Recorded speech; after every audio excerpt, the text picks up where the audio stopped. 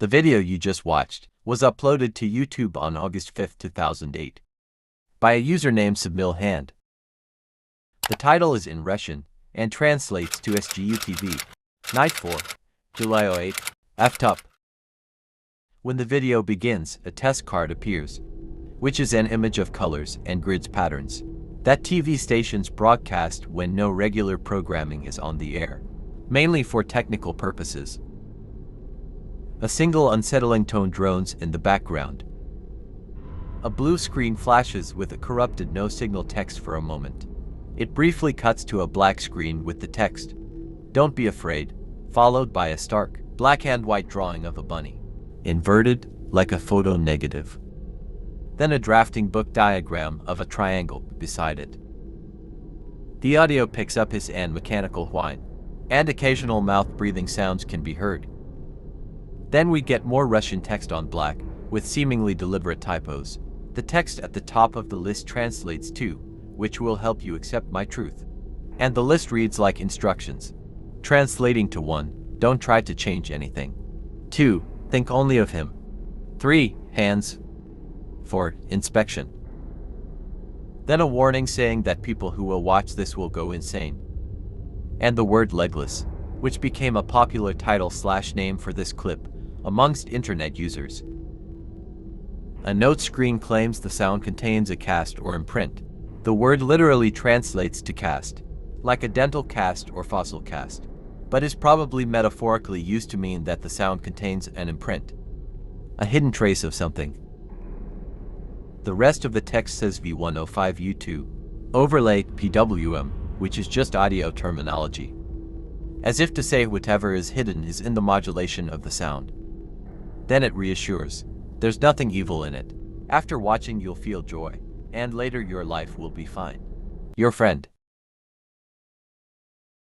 The rabbit and nitrogen monoxide signal screens strobe again with noise, a loud white noise stinger, and an audible exhale, and the clip and the test card returns.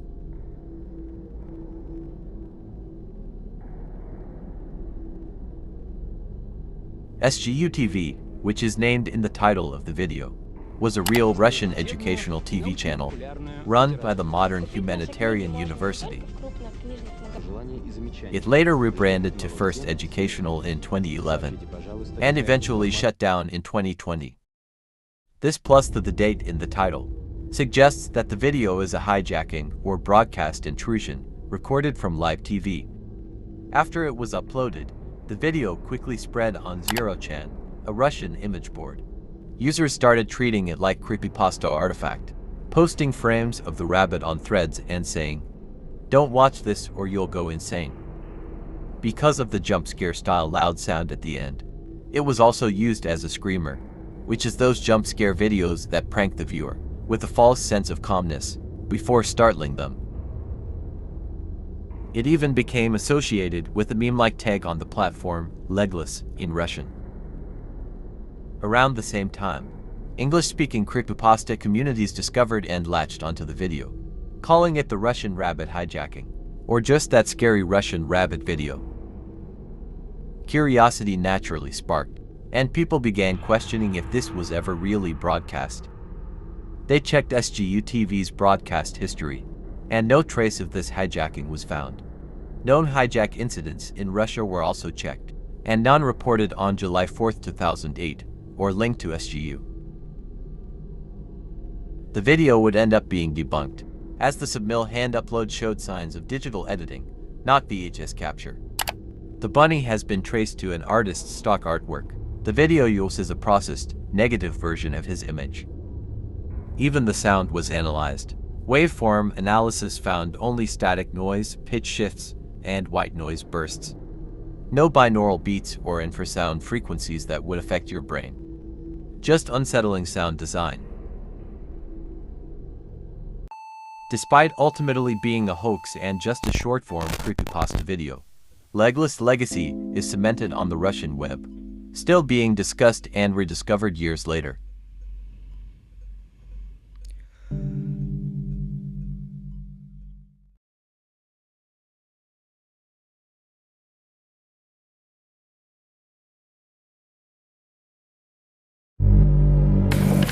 A disturbing image hidden inside a toy purchased at a local dollar store.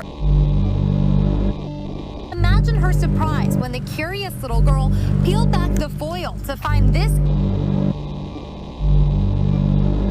If you look close enough, it's not a drawing. It's an actual picture of the girl.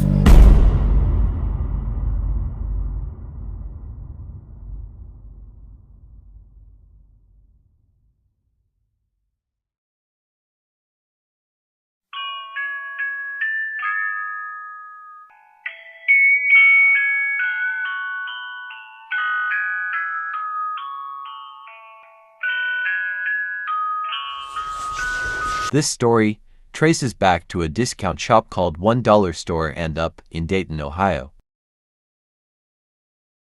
In 2014, a woman named Nicole Allen is shopping with her 2-year-old daughter.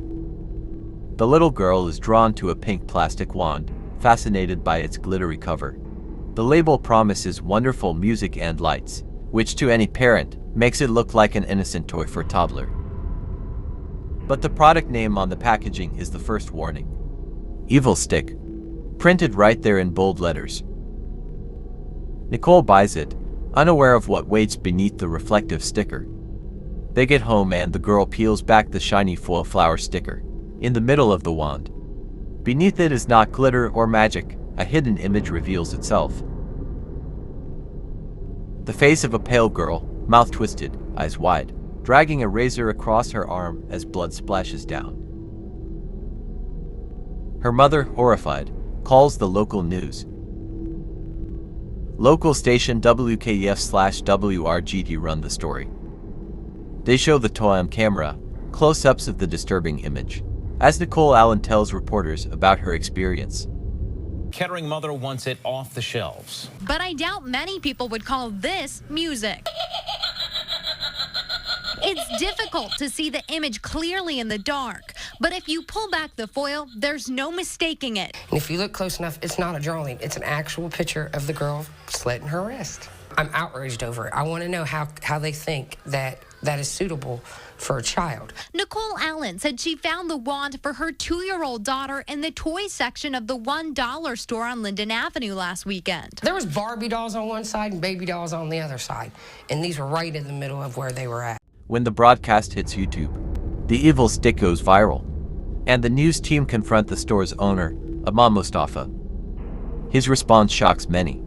He defends selling the toys. The owner of the store told me parents need to pay more attention to what they're buying for their children. The name on it, it says evil stick.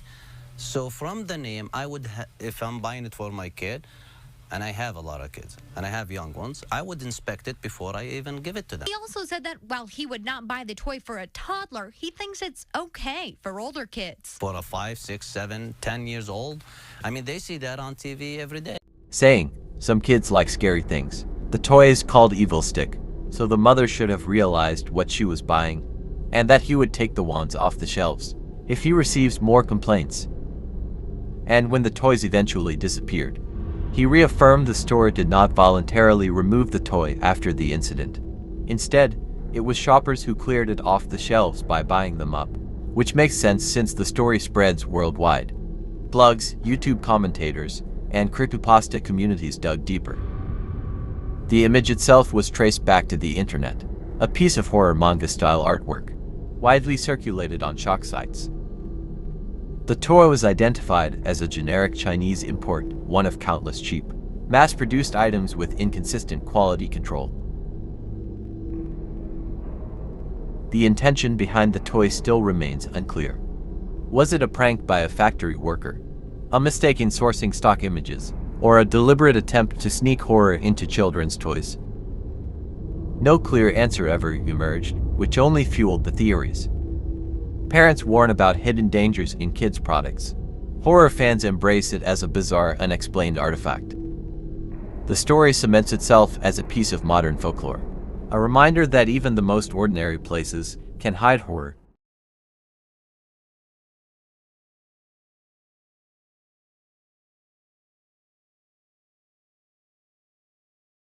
You don't want to think about little girls picking that up and thinking this is normal, you know, or funny or interesting or any of those.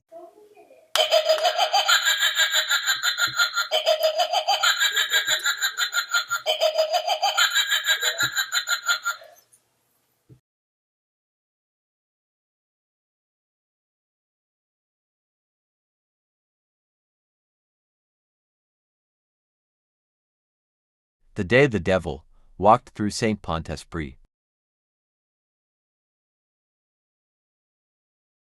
Pont-Saint-Esprit is a small town in southern France, on the Rhine River, with a population of around 4,000. It was the hot summer of 1951, years after World War II. People lived simply. Bread was the staple of every meal. Almost everyone bought loaves from the local bakeries, especially the famous Roquebrune bakery. On August 16, 1951, townsfolk woke up to something strange.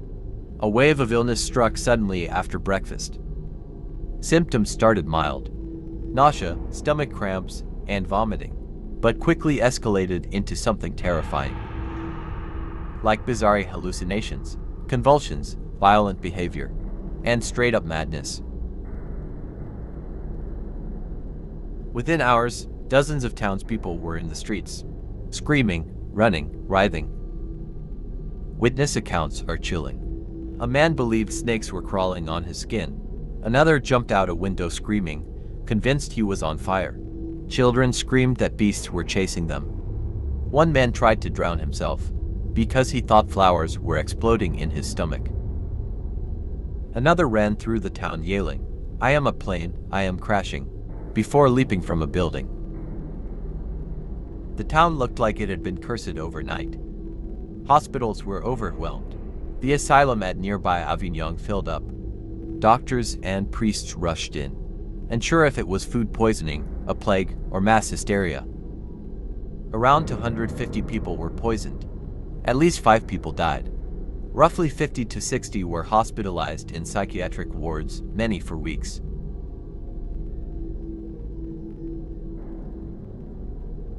Investigators quickly suspected the bread. Almost all the victims had bought loaves from the Roquebrune bakery. But why was the bread poisonous? Two leading theories emerged. It was either ergot poisoning, which is a fungus that grows on rye and produces LSD-like alkaloids. The wheat supply may have been contaminated. Or mercury poisoning, as grain sometimes was treated with mercury-based fungicides. Some suggested tainted flour entered the bakery supply chain. Both explanations had support, but neither was completely proven. The French press exploded with stories. Titles reading, "Cursed Bread of Pont-Saint-Esprit," "The Village of the Damned," and "The Devil Strikes in France." Doctors warned about food safety. Priests gave sermons about sin and punishment. Some villagers blamed the baker himself. Up until the 1960s and 70s, the case remained mostly forgotten, just another bizarre food poisoning incident. But whispers began, what if it wasn't bread at all?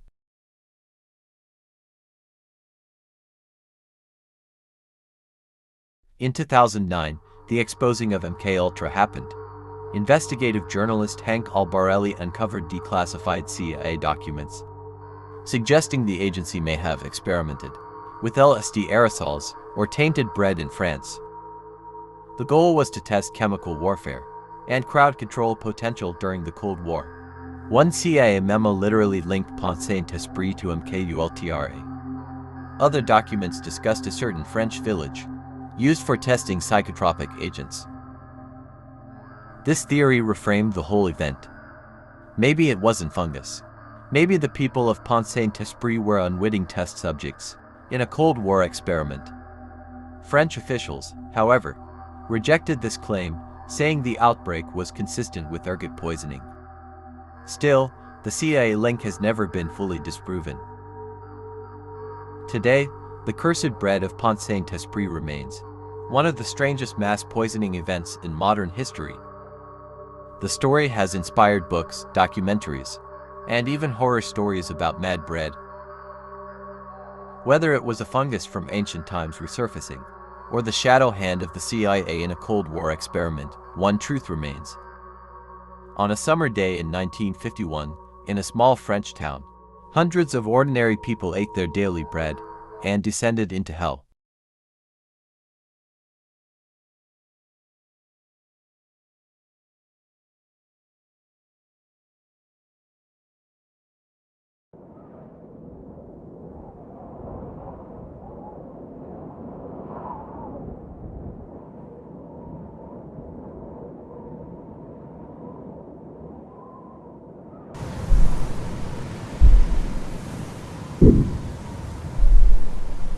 bereft land.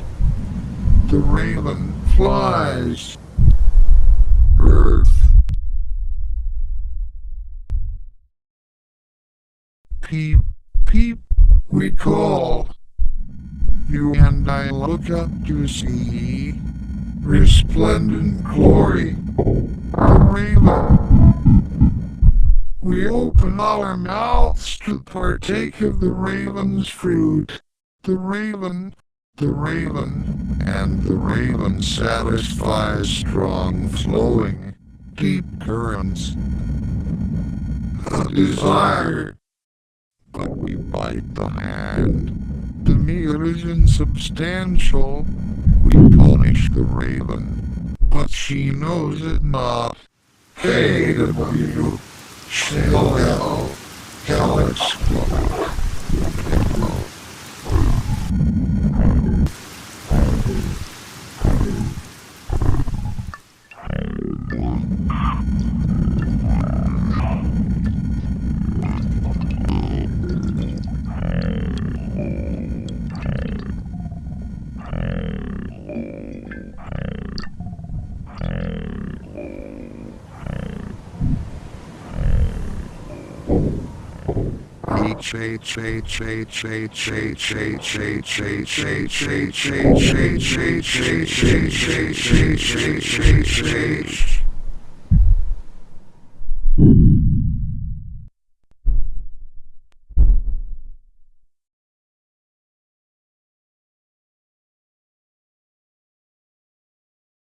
In 2012, on the 3rd of March, a user by the name Marquis Belial uploaded this video to YouTube.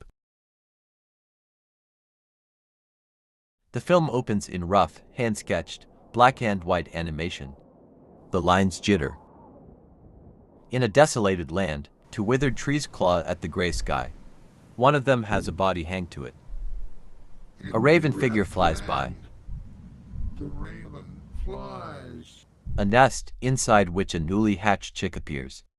The baby chirps, peep peep, fragile and needy. A layered voice narrates, almost like the narrators speaking. Slightly out of sync, creating a possessed effect. The narrator's tone is solemn, almost ritualistic. The double voice narration drones on. Half intelligible, like scripture or a parable.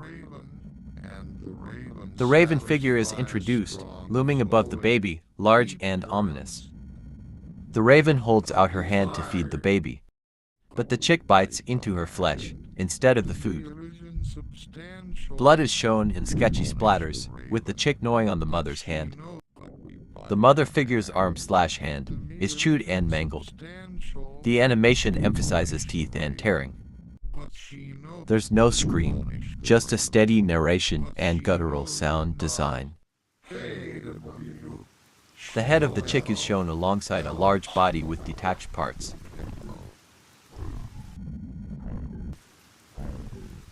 Then the raven figure fades away, in what appears to be a grave/coffin.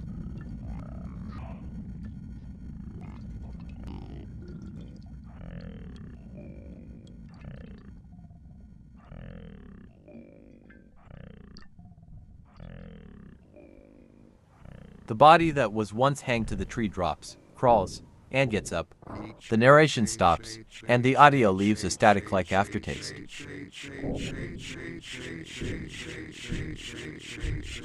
It ends abruptly, no resolution, no credits. Like a cursed fragment the viewer randomly stumbled upon.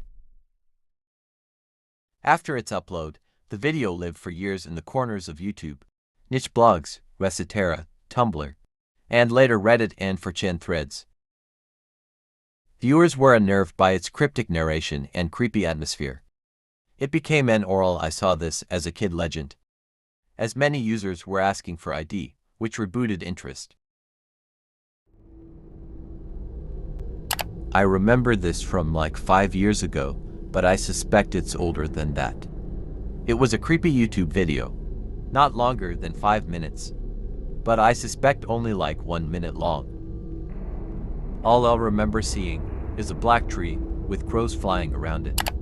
There was a man reciting a poem at the same time, and I believe the poem was about death and the crows. Unfortunately, that's all I'll remember. Please help a sister out, thanks. So there is this really weird animated short story about either a crow or a raven and another living thing. I remember that it involved a nude woman as well, and I think she got eaten, and seemed oddly okay with it. The animation wasn't very smooth, almost choppy. That's the best way I can put it. There was also a narration over the entire video, and the narration sounded like the animator took two voices speaking into tones and overlapped them to give it this weird, halting, unnerving sound to it. I also remember one specific word being said once all the other background noise went away during a pause. Desire. Any ideas as to what this could have been? I tried Google, but I found nothing.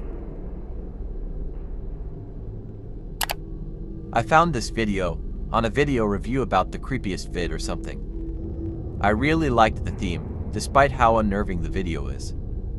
There is a scene where a female crow fed the baby crow with an apple, but because of how greedy the baby crow is, they bit off her arm.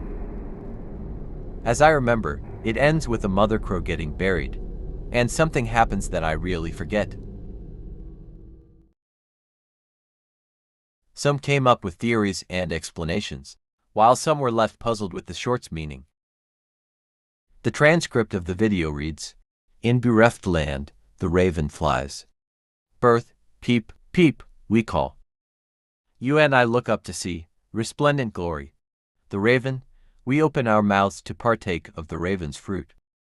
And the raven satisfies strong flowing, deep currents of desire. But we bite the hand, the meal is insubstantial. We punish the raven, but she knows it not." So, what does that mean? Well, there's an alleged direct creator comment, referenced in community posts, that explain the symbolism behind it. The creator for the video has commented on the meaning in the comment section of one of their videos. They essentially say that it is about the lack of maternal love they experienced at a young age, and that their mother's way of life was one that they had to break out of eventually. The bereft land is explained to be a void left in someone due to the absence of maternal love. And this is also the insubstantial meal, and as a result is bitten. And she knows it not, because she does not have the context within herself to understand. The figure falling from the noose is someone breaking free of the effects of this upbringing. The validity of this comment is questionable, as another user replied to this one saying this: "I think I know which comment you're talking about, but was it really the creator who said it? Because from what I remember, it was just someone else interpreting it. But if the first comment is true, that would indeed reframe the imagery as personal allegory, and explains it. What makes The Crow and the Raven so disturbing isn't the story alone, it's the atmosphere. The voice doesn't narrate so much as chant, layered and distorted, like a sermon dragged up from the bottom of a well. It plays less like an animation, and more like a ritual you weren't meant to witness."